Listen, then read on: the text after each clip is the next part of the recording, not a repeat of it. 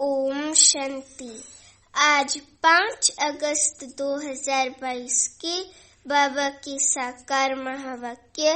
बाबा कहते, मीठे बच्चे, समय बहुत थोड़ा है, इसलिए रूहानी धंधा करो। सबसे अच्छा धंधा है बाप और वर्षे को याद करना। बाप है शिव बाबा और वर्षा है स्वर्ग की बादशाही। तो सबसे अच्छा धंधा है बाप और वर्षे को याद करना। बाकी सब खोटे धंधे हैं। अभी प्रश्न है, तुम बच्चों के अंदर कौन सी उत्कंठा होनी चाहिए?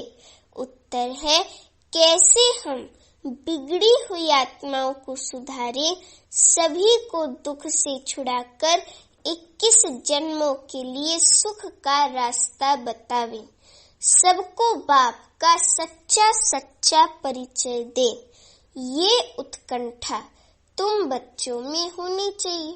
अभी गीत है, भोलेनाथ से निराला कोई और नहीं, गौरीनाथ से निराला कोई और नहीं, वो तो बिगड़ी बनाने वाला कोई और नहीं।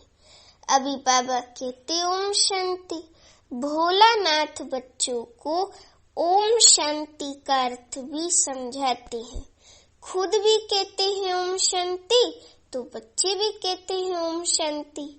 ये अपना परिचय देना होता है कि हम आत्मा शांत स्वरूप, शांति धाम माना परम धाम के रहने वाले हैं। हमारा बाप भी वहाँ परम धाम का रहने वाला है। भक्ति मार्ग में भी बाबा बाबा कहते हैं। भले मनुष्य गाते हैं, परंतु है रावण मत पर। रावण मत मनुष्य को बिगाड़ती है। बाप आकर बिगड़ी को बनाते, तभी तो गीत में है ना, वो तो बिगड़ी बनाने वाला कोई और नहीं। तो रावण भी एक है, राम भी एक है। 5 विकारों को मिलाकर कहते हैं रावण। रावण अपना राज्य स्थापन करते हैं, शोक वाटिका में बैठने का। वे बिगाड़ते हैं, वे बनाते हैं। रावण को मनुष्य नहीं कहा जाता है, परंतु दिखाते हैं कि 5 विकार पुरुष के, 5 विकार स्त्री के। रावण राज्य में दोनों में विकार है। तुम जानते हो कि 5 विकार हमारे में भी थे। अभी हम श्रीमत पर निर्विकारी बनते जाते हैं, बिगड़ी को सुधार रहे हैं। जैसे बाप सबकी बिगड़ी बनाते हैं, बाबा कहते जैसे बाप सबकी बिगड़ी बनाते हैं, बच्चों में भी यही उत्कंठा रहनी चाहिए कि कैसे हम बिगड़ी को बनावें। सब मनुष्य मात्र 1-2 की बिगड़ी बनाते हैं। बच्चों में भी यही उत्कंठा रहनी चाहिए कि कैसे एक दूसरे की बिगड़ी को बनावे। सब मनुष्य मात्र 1-2 को बिगाड़ते रहते हैं। बिगड़ी को सुधारने वाला एक ही बाप शिव बाबा है। तो जैसे तुम सुधरे हो, वैसे तात लगन लगी रहे कि कैसे बताएं, कैसे औरों को परिचय दें। ऐसे लगन रहनी चाहिए कि कैसे जाकर दुखी आत्माओं की सहायता करें। बाप की जो उत्कंठा है, वे सपूत बच्चे ही पूरी कर सकते हैं। बच्चों की बुद्धि में उत्कंठा रहनी चाहिए कि कैसे किसी की बिगड़ी को बनाएं। मित्र संबंधियों को भी समझाना चाहिए, उनको भी रास्ता बताएं। दुखी जीवात्माओं को 21 जन्मों के लिए सुखी बनाए। फिर भी हमारे भाई बहन हैं, बहुत दुखी अशांत हैं। हम तो बाप से स्वर्ग की बादशाही का वर्षा ले रहे हैं, तो ख्याल आना चाहिए कि कैसे जाकर किसको समझाएं, भाषण करें, घर घर जाएं, मंदिरों में जाएं। बाप मत माना श्रीमत देते हैं कि मंदिरों में बहुत सर्विस कर सकते हो। भक्त बहुत है, अंधश्रद्धा से शिव के मंदिर में बहुत जाते हैं, अंदर में कोई न कोई आश रख कर जाते हैं। ये नहीं समझते कि शिव हमारा बाप है। ये नहीं समझते हैं कि शिव हमारा ही बाप है। उनकी इतनी जो महिमा है तो जरूर कुछ करके गए होंगे। शिव के मंदिर में क्यों जाते हैं? अमरनाथ पर यात्रा करने क्यों जाते हैं? ढेर यात्रियों को ब्राह्मण लोग व सन्यासी लोग ले जाते हैं, पंडा लोग सब ले जाते हैं। ये है भक्ति मार्ग का धंधा, इससे तो सुधरेंगे नहीं। भोलानाथ बाप ही आकर बिगड़ी को बनाते हैं। वे विश्व का रचयिता अथवा मालिक है, लेकिन खुद नहीं बनता है। मालिक तुम बच्चों को बनाते हैं, परंतु वे ऊंच है।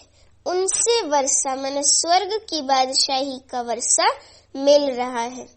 तुमको दिल में आना चाहिए कि कैसे हम भाई बहनों को रास्ता बताएं। किसको दुखी रोगी, किसको दुखी रोगी देखा जाता है तो रहम आता है ना।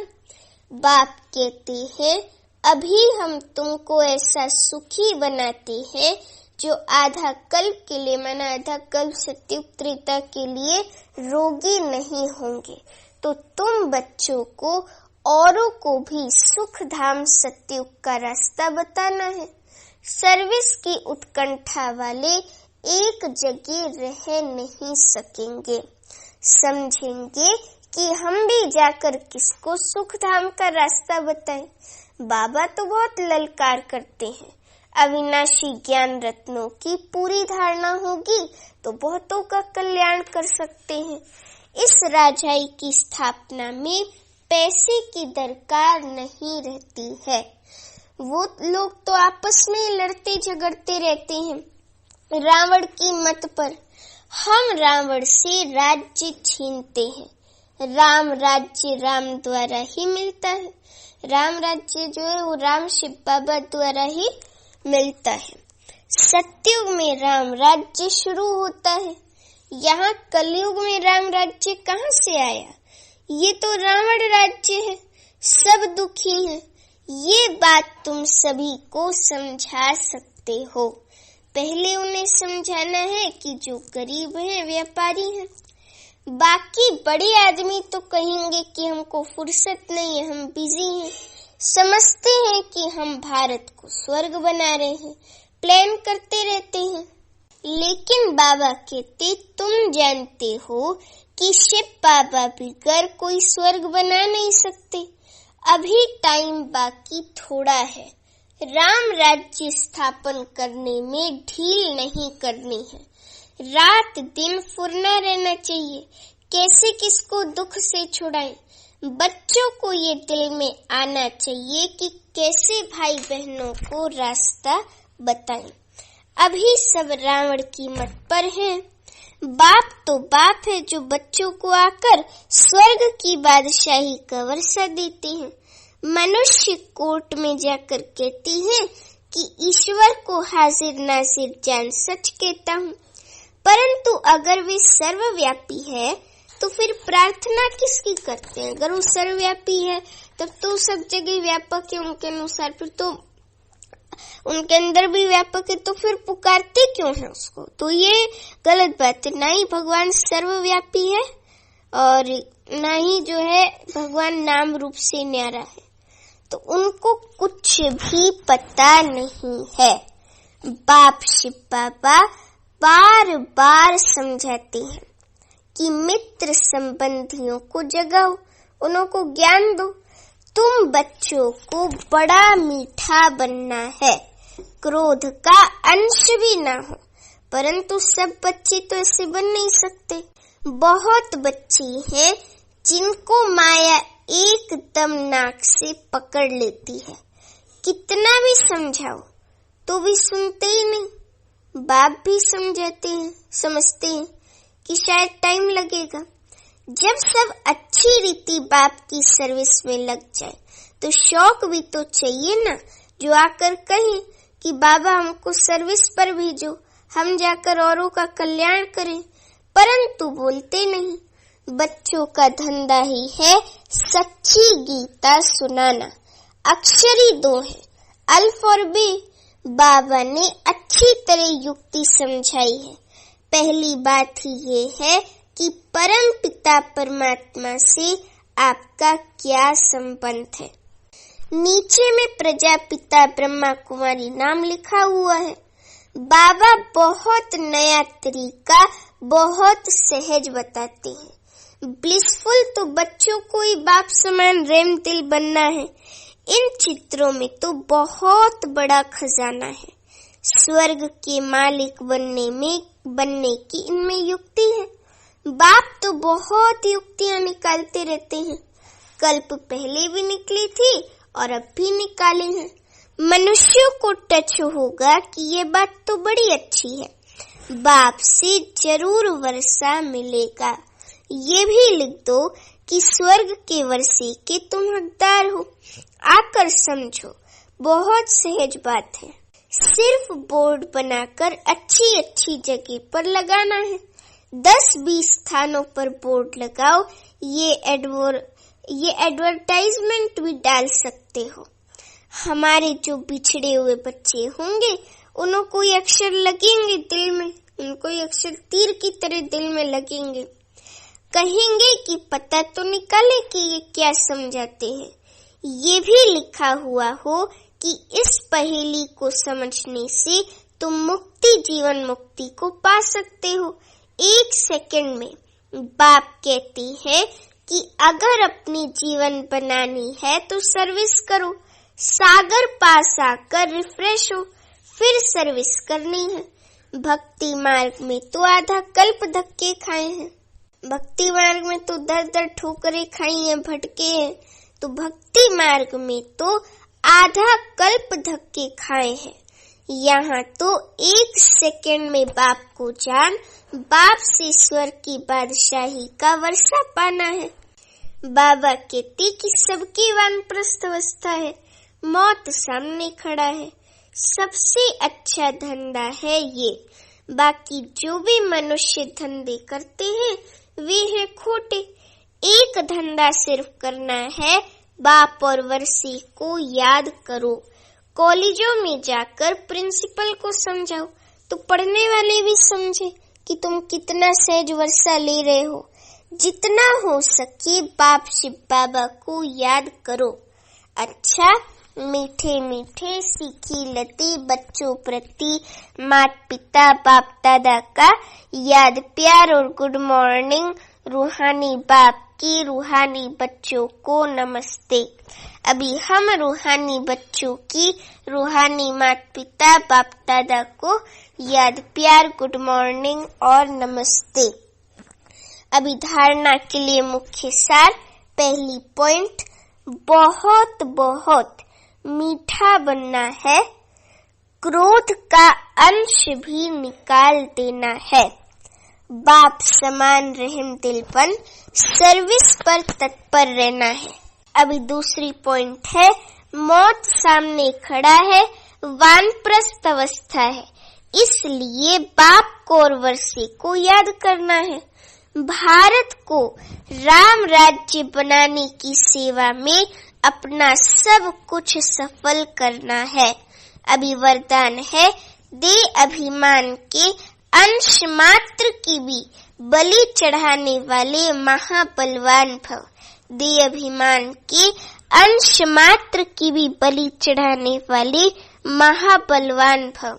अभी वरदान का स्पष्टीकरण है, सबसे बड़ी कमजोरी है देह अभिमान। देह अभिमान का सूक्ष्म वंश बहुत बड़ा है। देह अभिमान की बलि चढ़ाना अर्थात अंश और वंश सहित समर्पित होना। ऐसे बलि चढ़ाने वाले ही महाबलवान बनते हैं। यदि देह अभिमान का कोई भी अंश छिपा कर रख लिया, अभिमान को ही समान समझ लिया, तो उसमें अल्पकाल की विजय फल दिखाई देगी, लेकिन बहुत काल की हार समाई हुई है। अभी स्लोगन है, इच्छा नहीं थी लेकिन अच्छा लग गया। ये भी जीवन बंद स्थिति है। इच्छा नहीं थी लेकिन अच्छा लग गया, ये भी जीवन बंद स्थिति है। अच्छा, ओम शांति। अभी मातेश्वरी जी के अनमोल महावाक्य है। पहला महावाक्य है, इस अविनाशी ज्ञान को परमात्म ज्ञान कहते हैं। इस ज्ञान का मतलब है जीते जी मर जाना। इसलिए कोटों में कोई विरला ये ज्ञान लेने की हिम्मत रखता है। ये तो हम जानते हैं कि ये ज्ञान प्रैक्टिकल जीवन बनाता है। हम जो कुछ सुनते हैं वो प्रैक्टिकल में बनते हैं। ऐसा ज्ञान कोई साधु संत महात्मा दे नहीं सकते। वो लोग ऐसे नहीं कहेंगे मन मना भव। अब ये फरमान सिर्फ परमात्मा ही कर सकता है। मन मना भव का अर्थ है मेरे साथ योग लगाओ। अगर मेरे साथ योग लगाएंगे तो मैं तुम्हें पापों से मुक्त कर वैकुंठ स्वर्ग की बादशाही दूंगा। ऐसे शिव बाबा हम बच्चों को कहते हैं। तो वहां तुम चलकर राज्य करेंगे सतयुग में। इसलिए इस ज्ञान को राजाओं का राजा कहते हैं। अब ये ज्ञान लेना बहुत महंगा सौदा है। ज्ञान लेना अर्थात एक ही धक से जीते जी मर जाना। शास्त्रों आदि का ज्ञान लेना तो बिल्कुल सस्ता सौदा है। उसमें तो घड़ी घड़ी मरना होगा, क्योंकि वो परमात्मा का ज्ञान नहीं देते। इसलिए बाबा कहते हैं कि अभी जो करना है वो अब करो, फिर ये व्यापार नहीं रहेगा। अभी दूसरा महावाक्य है, परम पिता परमात्मा को सतचित आनंद स्वरूप भी कहते हैं। अब परमात्मा सत्य क्यों कहते हैं? क्योंकि वे अविनाशी इमॉर्टल है। वो कब असत नहीं होता, अजर अमर है। और परमात्मा को चैतन्य स्वरूप भी कहते हैं। अब चैतन्य का अर्थ है कि परमात्मा भी मन बुद्धि सहित है। उसको नॉलेजफुल पीसफुल कहते हैं। वो ज्ञान और योग सिखला रहे हैं, इसलिए परमात्मा को चैतन्य भी कहते हैं। भल वो अजन्मा भी है। वो हम आत्माओं मुआफिक जन्म नहीं लेता। परमात्मा को भी ये नॉलेज है। और फिर परमात्मा को सत्य चित्त आनंद स्वरूप भी कहते हैं। तो ये सब गुण परमात्मा में भरे हुए हैं। इसलिए परमात्मा को सुख दुख से न्यारे कहते हैं।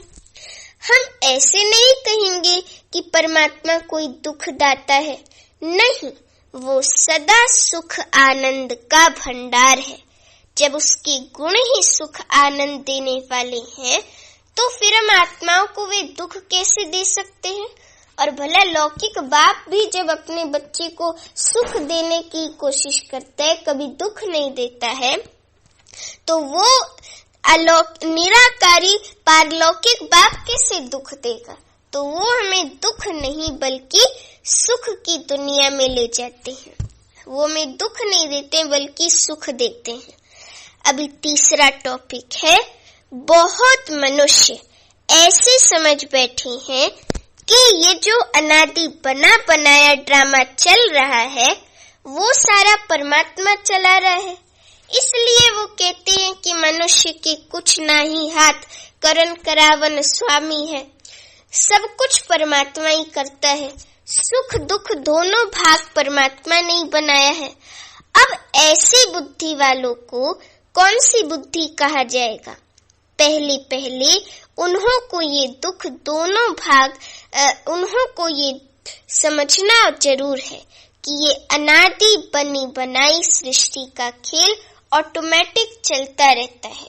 साथ साथ ये भी कहते हैं कि ये सब कुछ परमात्मा ही करता है। अब ये जो परमात्मा को करन करावन हार कहते हैं, ये नाम फिर कौन सी हस्ती के ऊपर पड़ा है? अब इन बातों को समझना है।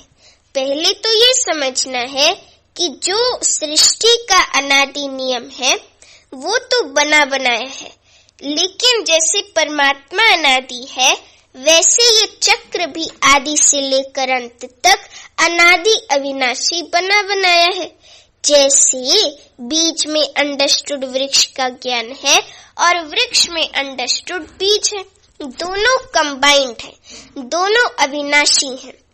बाकी बीज का क्या काम है? बीज बोना, झाड़ निकलना। अगर बीज न बोया जाए तो वृक्ष उत्पन्न नहीं होता। तो परमात्मा भी स्वयं इस सारी सृष्टि का बीज रूप है और परमात्मा का पार्ट है बीज बोना। परमात्मा ही कहता है कि मैं परमात्मा हूँ ही तब जब बीज बोता हूँ, नहीं तो बीज और वृक्ष अनादि है। अगर बीज नहीं बोया जाए तो वृक्ष कैसे निकलेगा? तो मेरा नाम परमात्मा ही तब है जब मेरा परम कार्य है। मेरी सृष्टि वही है जो मैं खुद पार्टधारीपन बीज बोता हूँ।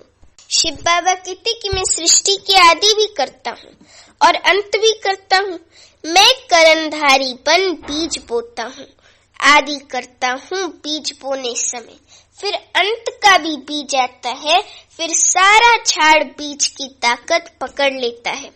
बीज का मतलब है रचना करना, बीज होता है रचयिता, तो बीज का मतलब है रचना करना, फिर उनकी अंत करना। पुरानी सृष्टि की अंत करना और नई सृष्टि की आदि करना, इसको ही कहती हैं कि परमात्मा सब कुछ करता है।